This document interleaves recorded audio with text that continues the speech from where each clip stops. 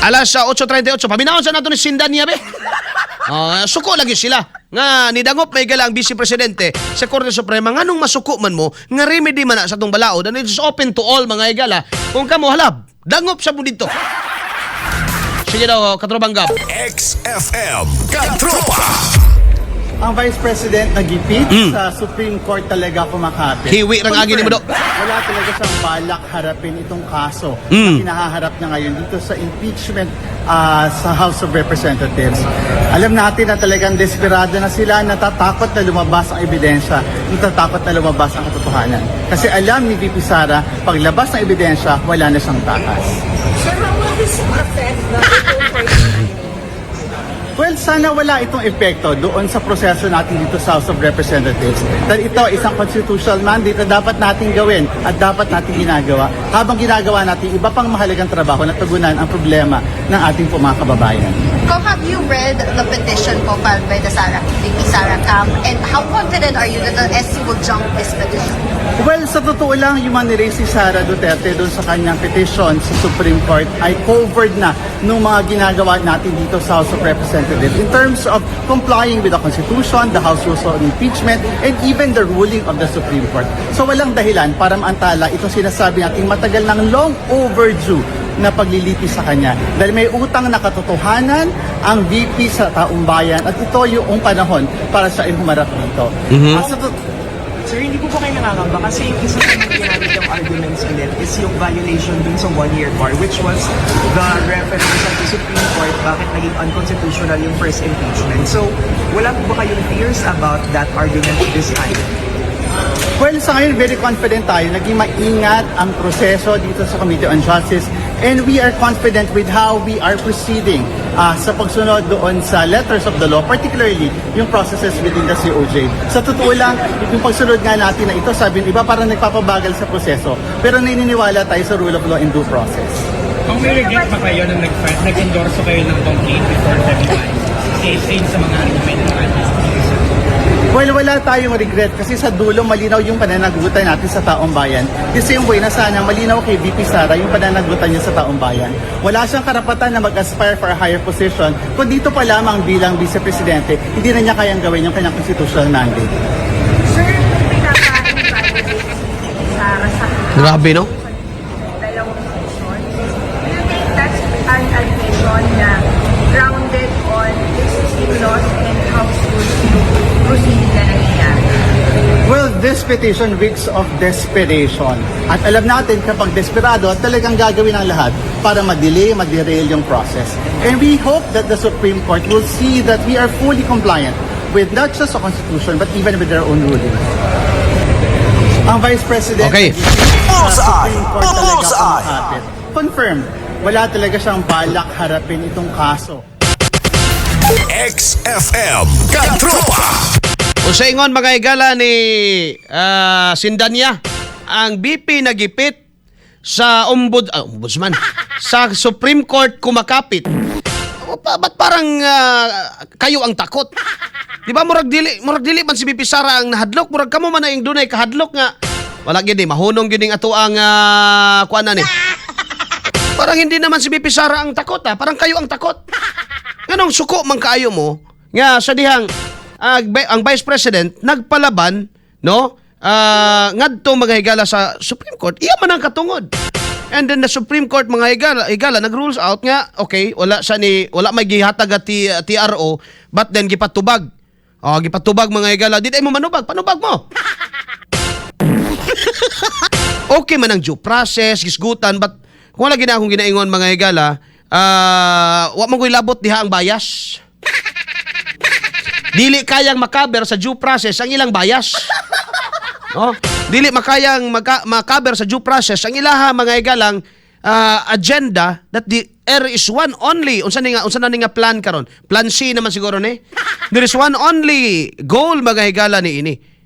To impeach VP Sara aron nga dili siya makadagan mga higala for the next election and aspiring for higher position. Ngano man? Klaro man yung mudaog nila.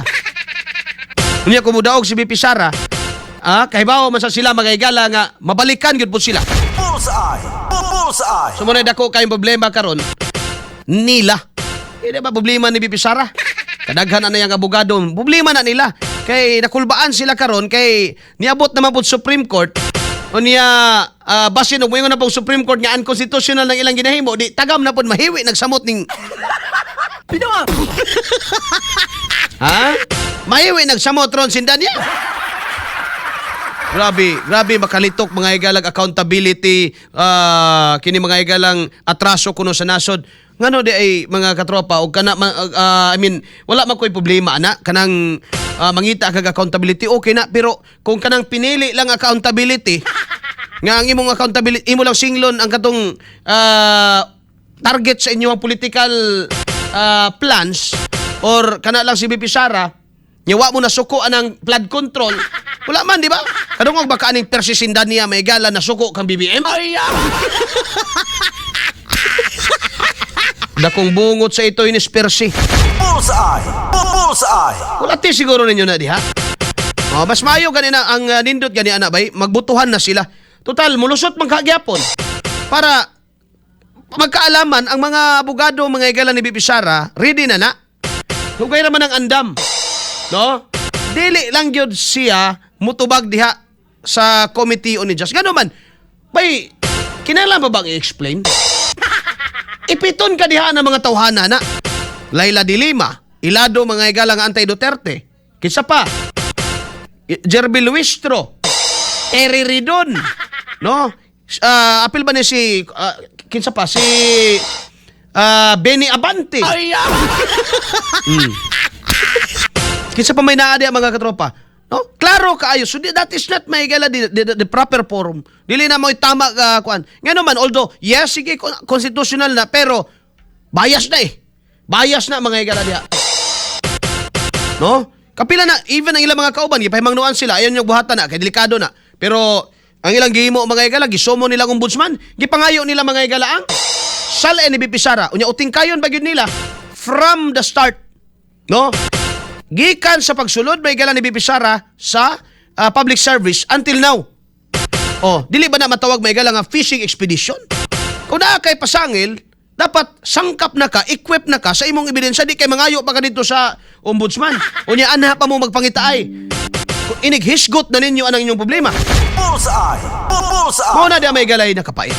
Kaya na sila ni Rufus Rodriguez, delikado na inyong gihimo, fishing expedition na. Naminaw ba ni mga kurimaw? Wala eh. Siya man ni Maminong. Ano man? Unsa to? Mga bobo! Yun.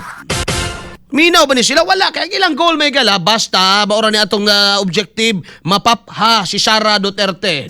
Period. Bullseye! Bullseye! Naba ni sila yung mga moral ascendancy? Wala. Sila man gani mismo. Pagkapasag, salin gani dito may gala sa ombudsman. Diba? Wag gani sila kuan? Kining pasag ilahang kuan kining salin suko-suko na gani kuno hayron si Buing Rimulya. Unya si Chiloy Garafil may galagi irisbakan.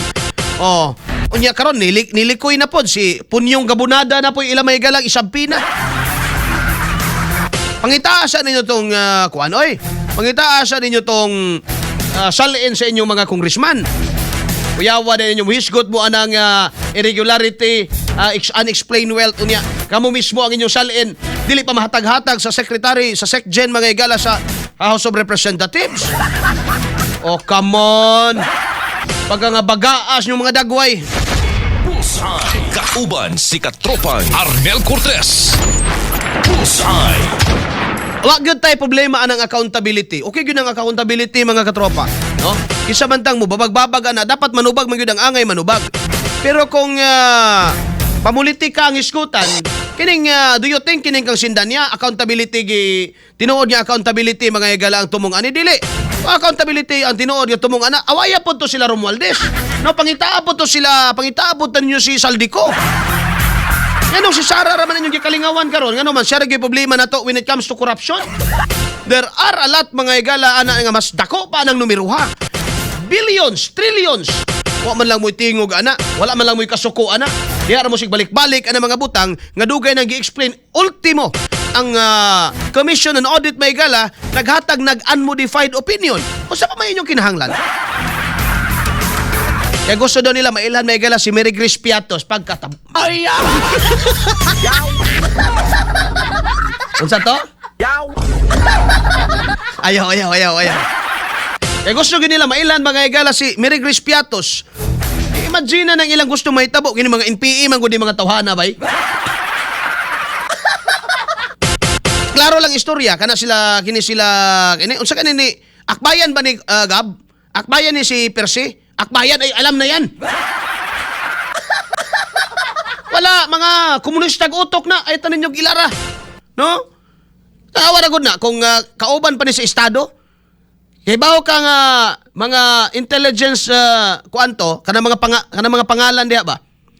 Imo jud nang ipapuga, imo gud nang kuano kinsa ng tawhana na? Dili ba na pwede? No? Confidential gani. Di ka gusto yung mailailag kinsa gyud nang gibayaran kuno may gala nga Mary Grace Piatos. Punyeta. Bullseye. Kalami may gala karatiho ni Sindan niya. Sila Franz Castro. Oh, kana mga igala sila Sindanya. Asa man sila? No? Mga komunista utok man eh. Og dako ginanagid na sila kasuko may galang Sara. Okay, katubalan da ang peace day 1-1 ni Sara diri sa Davao sa una. Na diri sa Davao naman una ni. Sa Davao sa una. Mo ito nakapuhag nila may gala, mo ito nang rason nganong nahimo na ta may galang insurgency free anang dakbayan sa Davao. No? Tungod man ana mga paningkamot kini mga mangingilad ba ni may galang kabataan. Sa mo tatong kongresistang kulot? Kito mga igalang sa kabataan partiles ay so sa mo. Ay natin ninyong ilara.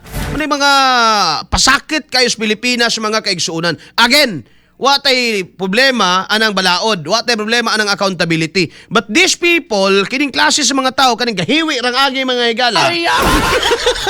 These people are clearly using the law, clearly using politics, clearly using mga igala, the Constitution as a weapon in order to topple down a political opponent. Bullseye. No? Ora na may gala ang ilahang gustong mahitabo. Ngayon naman, dumadaog may si Sara bisag kinsa pa mga igala nga political analyst, even mga igala kato mga pro BBM, even John Vic Remulla nakaingon. Katropang Arnel Cortez. Bullseye. Diba? Sige, name drop daw mo. Pag name drop daw mo laing pangan may igala nga potential nga mapresidente. Anay ilang ginapalutaw karon Rafi Tulfo. Sa una, isog naman na sila may galang naapa sa radyo. Unang ako, di ko musod politika. Nga naman, mapasig mapariya ko nila. Isog pata sa radyo, pag abot mga igala sa Senado, oy, di aman day kwarta-kwarta, man day diring tirada. Wala na. Ipit na tadiha. Unang dinara ko sa radyo.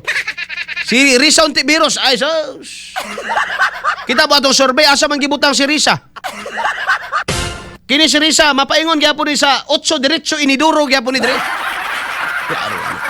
O ira kayo pahilak-hilak sa tubangan sa mga OFW. Maraming salamat. Mura maghimat yun, may gala. Talagang nasisiyahan ako na nakauwi na kayo. Unya karon may gala pagkatrapo gyud kaayo oy. Pag grabe gyud may gala. Pag nya karon adto dito sa muuban-uban kuno dito sa Nanagat may gani gitukob ka pa untag ukoy. Ay! Uban-uban kuno dito sa Nanagat kay samahan natin ang ating mga kapwa Pilipino.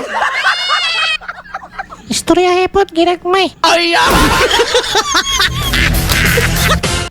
Kauwi? Bullseye. Yang PhilHealth budget yun sa nimo? Bullseye. Kauban si Katropang Arnel Cortez. Bullseye. Ini mga tawhanan ni mga igalag. Pwede pa lang mamili, Lord. Pwede mamili ka ng mga kuhaonon ni Mos Pilipinas, Lord. Apila na Australianis palihog, Lord. Kaya utrosan ng pasakit. Again, Walay problema, dili ta kontra ng accountability, di ta kontra na mga higala ng accountability, balaod, di ta kontra na. Ang atong gikontrahan diri mga igsoon, gumikan kay gigamit nila ang balaod.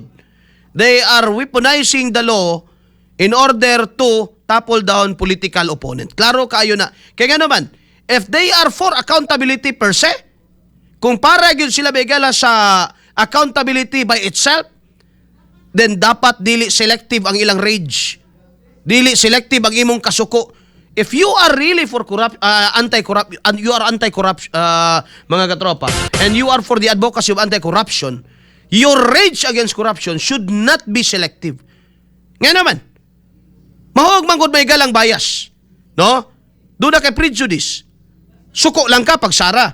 Pagka BBM nga kawat hisgutan, hilom pa ka sa minteriyo diha. Ay!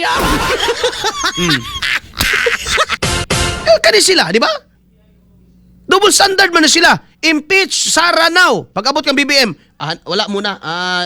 Bigyan muna natin, hanapan muna natin ng ebidensya. Awa. Impeach Sara now. Si BBM, hindi pa kami nananawagan na ano. Iyaw mo na. So, dili tanin nyo makumbinsi. Muna atong gikasuko diya mga higala. Gumikan kay ginagamit nila ang balaod, gibaboy nila ang atong konstitusyon mga kaigsuunan, gigamit nila ang balaod mga higala para sa ilang politikanhong interes. Bullseye! Bullseye! Muna klarong istorya diha mga kaigsuunan. Bullseye!